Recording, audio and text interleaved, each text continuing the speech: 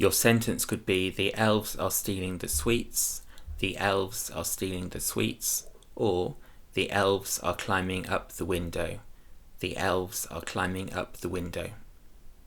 Unless your child knows how to write the words stealing, climbing and window, then they're going to write them phonetically, and they'll be using the phase 2 and the phase 3 sound mat. So they won't be written as shown here.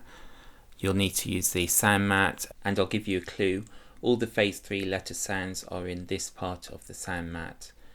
So if your child was writing window, get them to break it down into the syllables or the beats. They could clap it. Window. What's the first beat in window? Win. 3 sounds in win. Can you sound it out for me? Hopefully they'll say w, I, n. What's the next beat? Window. 2 sounds in do. Can you sound it out for me? D, o. Brilliant. And where's the o sound? Rain, leak, night, goat.